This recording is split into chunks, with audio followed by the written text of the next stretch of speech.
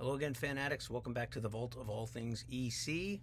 Today we're going to take a look at volume 37 in the EC Artists Library series from Fantagraphics.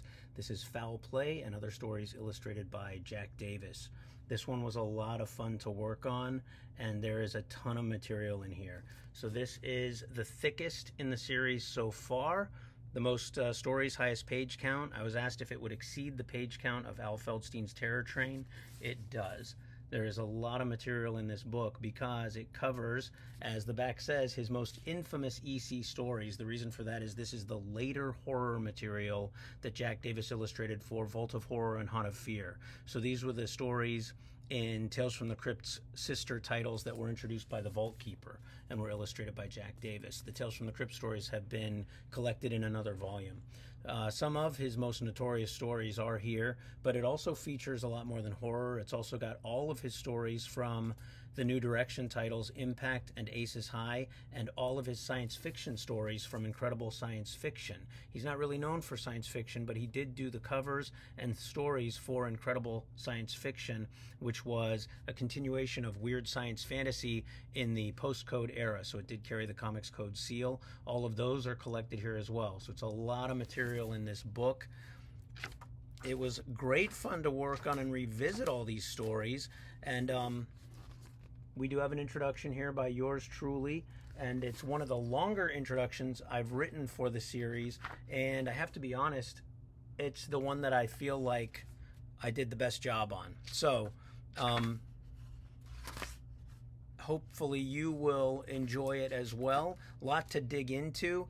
When Jack Davis was illustrating these stories, we were going into the era of the comic book crackdown, and we were going into the time when the Senate subcommittee hearings were happening, and there was a lot of scrutiny on horror comics, and there's a lot of national press.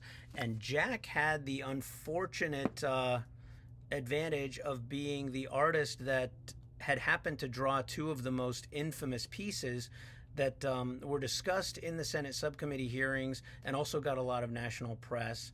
And one of them is the title story here, Foul Play. This story was illustrated in Frederick Wortham's Seduction of the Innocent, was one of the illustrated sections. They took two of the most infamous panels from the story Foul Play, and that got a lot of attention because Wortham called it a comic book baseball game, as if every baseball game in comic books was played with the guts and body parts of one of the baseball players. This I spend a lot of time on in the introduction because Foul Play, there's a famous television show called Comic Book Confidential, and it actually came out after the code had been implemented, but that didn't stop them from interviewing kids about which horror stories stuck out in their minds. And there's a kid that said some of the stories had made him throw up. The interviewer asks him if he can give an example, and he describes in detail Foul Play. There was also a famous editorial called Paul the Horror Comics and Dr. Wortham, written by a guy named Robert Warshow in a magazine called Commentary, and his son was a member of the EC Fan-Addict Club, and he makes a point of that. He talks a lot about the EC Fan-Addict Club and visiting the EC offices in this piece, and he also talks in excruciating detail about the plot line of Foul Play. So between being in Seduction of the Innocent and being featured in this pretty well-known piece in Commentary, and then this television show where this kid describes the story making him throw up, fairly notorious story from this Southern gentleman, Jack Davis. He also had the misfortune of being the one to illustrate an editorial that was produced as a leaflet during the time of the Senate subcommittee hearings, and was also run as an editorial in both of the suspense stories titles and all three of the horrors titles. So really you could say the five most infamous EC titles, the horror and crime stuff, ran Are You a Red Dupe? Bill Gaines speculated that Jack Davis might not have even read the thing when he illustrated it, but he had the misfortune of being the one that illustrated it. And as Gaines said, poor old Jack Davis, because that also got a lot of national press, a lot of national attention. A lot of newspapers picked that up and talked about this claim that EC Comics was making, that if you were against comic books, you must be a communist.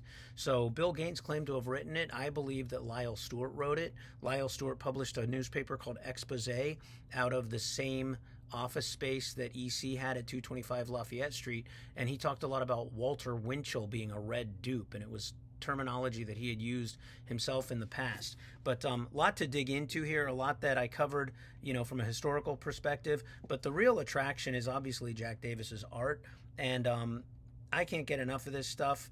And this is a fantastic collection because, as I said, you've got horror, you've got science fiction, you've got the drama stuff from Impact, and you've also got his war stuff from Aces High. So nice cross section, and I just want to show off some of these. Speaking of cross sections, look at the cross hatching here. Jack Davis was just amazing, and he probably did this very quickly. He was known as Fast Man Davis. But a lot of really good stuff here. I would say that I highly recommend it, but of course I would. And here we've got, some examples of some of the war stuff that he did. Postcode, so there is some evidence of code tampering in some of these stories, but also just excellent examples of his art. I mentioned that there was a lot of historical material. There's that introduction by yours truly. There is also an appreciation by Grant Geisman here, and it features a lot of Grant's own personal stuff that he had used for some of his books, and some of the things that he's put out is really cool to see, and he talks a lot about his own personal interactions with Davis. And then, as usual, we've got an excellent artist bio by Steven Ringenberg. He does all the artist biographies for this series. And then a beautiful piece of Jack Davis with the Crypt Keeper that this self-portrait is owned by one of the admins of the EC Fan-Addict Club on Facebook, John Gothold. So a lot of people participating in this book and making it the monster that it is. I highly recommend this, volume 37 in the EC Artist Library series, Foul Play and Other Stories by Jack Davis. See you next time.